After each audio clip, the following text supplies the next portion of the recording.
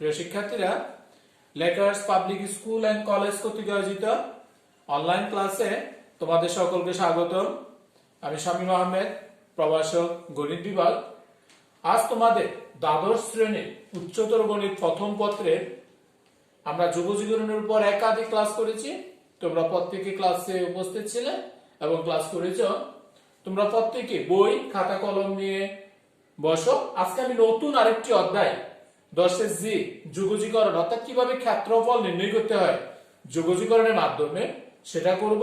প্রত্যেকে মনোযোগ সহকারে অঙ্কগুলো দেখবে এটি আশা করি এবং অঙ্কগুলো খাতায় উঠিয়ে দিবে। প্রিয় শিক্ষার্থীরা, 2 এর 2 নং অঙ্ক প্রশ্নটা হলো x² + y² = 16 দ্বারা আবদ্ধ ক্ষেত্রের ক্ষেত্রফল কত নির্ণয় করতে হবে। প্রিয় শিক্ষার্থীরা, x² + y² = 16 দ্বারা আবদ্ধ ক্ষেত্রের ক্ষেত্রফল আমাকে বের করতে হবে। তাহলে এখান থেকে আমি দেখতে পাচ্ছি এটা একটা বৃত্তের সমীকরণ। তুমি দেখতে পাচ্ছ যে বৃত্তের কেন্দ্র হচ্ছে 0 0 এবং ব্যাসার্ধ হবে 4। আমরা যদি এটাকে আমি সাজাই তাহলে আমি এরকম লিখতে পারবো y² = 16 - x²। অলওয়েজ বৃত্ত বলো আর সরলরেখা বলো, বাম পাশে থাকবে y, বাকি সকল মান ডান পাশে চলে যাবে। বা y = √16 - x²। এই হচ্ছে y এর টার্ম। আমাকে বের করতে হবে ক্ষেত্রফল। তাহলে যদি আমাকে ক্ষেত্রফল বের করতে হয় আবদ্ধ ক্ষেত্রের, তাহলে তুমি দেখতে পাচ্ছ শুরুতে আমি যখন বলছি 1 নং, তাহলে 1 নং বৃত্তের কেন্দ্র কত? 1 নং বৃত্তের কেন্দ্র বলতে পারবা 0 0 এবং ব্যাসার্ধ হবে এখানে কত? 4, কারণ 4 স্কয়ার। তাহলে প্রিয় শিক্ষার্থীরা, কেন্দ্র 0 0, ব্যাসার্ধ 4। এই কেন্দ্র এবং ব্যাসার্ধ 4 এর জন্য আমি y এর স্থানাঙ্ক আমাকে বের করে নিতে হবে। অর্থাৎ এখান থেকে আপার লিমিট এবং লোয়ার লিমিট আমার অঙ্কটাকে ইন্টিগ্রেশনে স্থানান্তর করতে হবে যদি এর ক্ষেত্রফল বের করতে হয়। তুমি যদি এটা আনুমানিক একটা চিত্র অঙ্কন করো আমরা প্রত্যেকে, তাহলে ধরলাম আমি এটা একটা বৃত্ত। এই একটি বৃত্ত, যে বৃত্তের কেন্দ্র হচ্ছে 0 0, বৃত্তের ব্যাসার্ধ হচ্ছে 4, অর্থাৎ এই অবস্থানটা হচ্ছে 4, 0। এই অবস্থানটার মান 4, 0। তোমাকে এই অংশটুকুর ক্ষেত্রফল কত সেটা বের করতে বলছে। অর্থাৎ এই অংশটুকুর ক্ষেত্রফল আমাকে বের করতে হবে, যেটা x অক্ষ এবং y অক্ষ দ্বারা ডেফিনেশন নির্ধারণ হয়ে থাকে।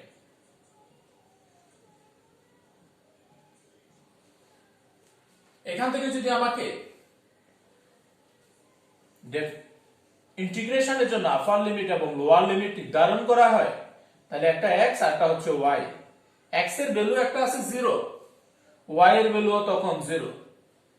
x এর আরেকটা ভ্যালু আমি ব্যাসার্ধ থেকে পাবো 4। যদি 4 হয় তাহলে সেই ক্ষেত্রে তোমাকে x² আর y² এর সাপেক্ষে আমাকে কাজ করে নিতে হবে। ধরে নিবা x সমান, কারণ এখানে মান বসালে 0 হয়, তাহলে y এর মানও 0, এটা ইনডিটারমিনেন্ট হয়ে যাবে। x সমান ধরবা 4 sin θ, কারণ যেহেতু স্কয়ার আছে, তাহলে d of x সমান 4 cos θ ইনটু হবে d θ। তাহলে x আর y বলতে এখন এটাকে θ বোঝানো হবে। তাহলে x এর ভ্যালু যদি 4 হয় তাহলে θ এর ভ্যালু হবে এখানে 5/2। এবার যদি আমাকে ক্ষেত্রফল নির্ণয় করতে হয়, আবদ্ধ ক্ষেত্রের ক্ষেত্রফল হবে এরকম। অর্থাৎ আবদ্ধ ক্ষেত্রের ক্ষেত্রফল 4 ইন্টিগ্রেশন 0 থেকে 4 y dx। y আকার মান আসছে এজন্য y dx। আপার লিমিট হচ্ছে 4 আর লোয়ার লিমিট হবে 0। x এর কেন্দ্র থেকে আসছে আর আপার লিমিট আসবে ব্যাসার্ধ থেকে, সমান 4 ইন্টিগ্রেশন 0 থেকে যখন 0, আচ্ছা মান বসিয়ে নাও 4, y সমান √16 - x² dx। তাহলে 4 ইন্টিগ্রেশন 0 থেকে 5/2 রুট ওভার 16 মাইনাস x এর পরিবর্তে যদি 4 sin থিটা বসানো হয় 4 স্কয়ার মানে তাও আসবে 16 sin স্কয়ার থিটা আর dx সমান হবে 4 cos theta into d theta. প্রিয় শিক্ষার্থীরা, আশা করি এই অংশটুকু তোমরা বুঝতে পেরেছো। প্রত্যেকটা অঙ্কের ক্ষেত্রে যখন ক্ষেত্রফল বের করতে হবে সেখানে সূত্র হবে ইন্টিগ্রেশন y dx। সেখানে যদি দুটি থাকে তাহলে y1 y2 dx এই আকারের আমাকে সাজাতে হবে। পরবর্তী অংশটা যদি আমি ক্যালকুলেশন করি সমান 4 ইন্টিগ্রেশন 0 থেকে 5/2 রুটের ভিতর থেকে 16 কমন নেওয়া যায়, 16 মানে বাইরে আসবে 4 1 minus sin square theta into বাইরে আছে 4 cos থিটা d থিটা।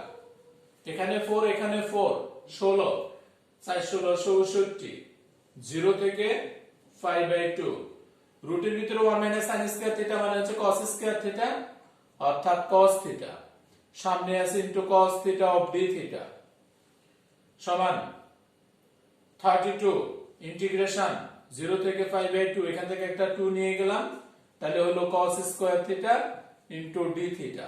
আমার সূত্র করার জন্য 32 ইন্টিগ্রেশন 0 থেকে 5/2 2 cos স্কয়ার থিটার সূত্র 1 যোগ cos 2 theta into d theta. প্রিয় শিক্ষার্থীরা, এবার যদি তুমি ইন্টিগ্রেশন করো তাহলে 32 ইন্টিগ্রেশন অফ 1 মানে হচ্ছে theta, integration of cos 2 theta মানে হচ্ছে sin 2 থিটা ডিভাইডেড বাই 2। সীমানা যা আছে তা লিখবা 0 থেকে 5/2।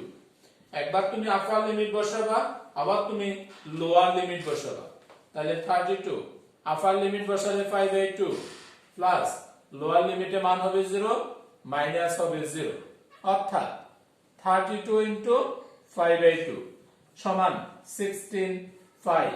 ক্ষেত্রফল যেহেতু বলছে বর্গ একক। প্রিয় শিক্ষার্থীরা, আমার অঙ্ক ছিল x square plus y square সমান 16 দ্বারা আবদ্ধ ক্ষেত্রের ক্ষেত্রফল কত নির্ণয় করতে হবে। তাহলে আবদ্ধ ক্ষেত্রের ক্ষেত্রফল হলো 16 5 বর্গ একক। একই রকম ভাবে তোমার বইতে দেখবা খ নাম্বারে বা বিতে যে অঙ্কটা বলছে সেটা প্রথম চতুর্ভাগে আবদ্ধ ক্ষেত্রের ক্ষেত্রফল কত নির্ণয় করতে হবে। প্রিয় শিক্ষার্থীরা, আমি ক এর জন্য বের করলাম, এবার খ এর জন্য বলছে প্রথম চতুর্ভাগে। আমি এটা বের করেছি চারটা চতুর্ভাগের জন্য কারণ 4 দ্বারা গুণন করা ছিল। এবার আমাকে বের করতে হবে প্রথম চতুর্ভাগ। তাহলে তুমি লিখবা ক হতে পায় আবদ্ধ ক্ষেত্রের ক্ষেত্রফল, আবদ্ধ ক্ষেত্রের ক্ষেত্রফল সমান 16 5 বর্গ একক। এবার আমার প্রশ্ন বলছে প্রথম চতুর্ভাগ, প্রথম চতুর্ভাগে আবদ্ধ ক্ষেত্রের ক্ষেত্রফল। তাহলে তুমি লিখবা প্রথম চতুর্ভাগে বা ভাগের ক্ষেত্রফল। তাহলে যখন প্রথম চতুর্ভাগ বলছে 1/4 ইনটু আবদ্ধ ক্ষেত্রের ক্ষেত্রফল অর্থাৎ 16 5 বর্গ একক সমান 4 দ্বারা গুণন করলে হবে 4 5 বর্গ একক। এটা হচ্ছে খ এর आंसर। প্রিয় শিক্ষার্থীরা, x square plus y square সমান 16 দ্বারা আবদ্ধ ক্ষেত্রের ক্ষেত্রফল পেলাম আমি ক এ, আর খ তে বের করলাম প্রথম চতুর্ভাগে আবদ্ধ ক্ষেত্রের ক্ষেত্রফল কত। একসাথে আমি দুটি অঙ্ক সমাধান করলাম। ক্ষেত্রফল আশা করি প্রথম অঙ্কটা প্রত্যেকে বুঝতে পেরেছ এবং খাতায় উঠিয়েছ। প্রিয় শিক্ষার্থীরা, এবার তুমি 3 এর 1 নং অঙ্কটা তোমার বইতে দেখো। প্রশ্নটা হচ্ছে y স্কয়ার সমান 4x প্যারাবোলা। y স্কয়ার সমান 4x হচ্ছে একটা প্যারাবোলা অর্থাৎ পরাবৃত্তের সমীকরণ এবং y সমান x একটি সরলরেখার সমীকরণ। y স্কয়ার সমান 4x এবং y সমান x দ্বারা আবদ্ধ ক্ষেত্রের ক্ষেত্রফল কত আমাদেরকে বের করতে হবে। আমি 1 নং ও 2 নং সমীকরণ দ্বারা আইডেন্টিফাই করলাম। তুমি এটাকে যদি চিত্র আঁকো তাহলে চিত্রের মাধ্যমে তুমি বিষয়টাকে এভাবে উপস্থাপন করতে পারো। যেহেতু y স্কয়ার সমান 4x, y স্কয়ার সমান 4x হচ্ছে এই প্যারাবোলার সমীকরণ। আবার y সমান x, যখন y সমান x বলছে আনুমানিকভাবে আমি এই চিত্রটা আঁকলাম, এটা হচ্ছে y সমান x।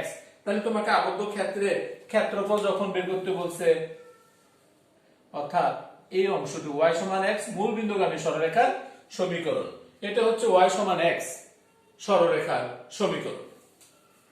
প্রিয় শিক্ষার্থীরা, 1 নং ও 2 নং হতে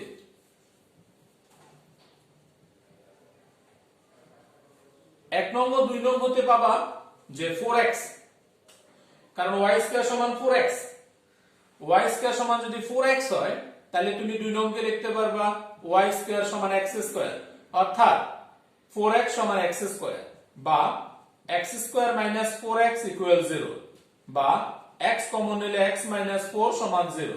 তার মানে হচ্ছে x এর একটা মান 0, x এর আরেকটা মান হবে কত? 4। x এর আমি মান পেলাম দুইটা। তাহলে ছেদবিন্দু, এই যে ছেদবিন্দু দ্বয়ের ভুজ একটা হবে 0 আর একটা হবে কত? 4। আমাকে ক্ষেত্রফল নির্ণয় করতে হবে। তাহলে তুমি লিখবা ক্ষেত্রফল সমান এই দুটো অংশ দ্বারা আবদ্ধ ক্ষেত্রের ক্ষেত্রফল হবে 0 থেকে 4 y1 মাইনাস y2 ইনটু হবে dx সমান 0 থেকে 4 y1, দ্যাট মিন্স তুমি লিখতে পারো কত? এই যে এখান থেকে আসবা y সমান 4x, তার মানে y1 সমান y সমান রুট 4x, অর্থাৎ 2 রুট x, এটা হচ্ছে y1 2 root x minus y2 সমান আসবে কত?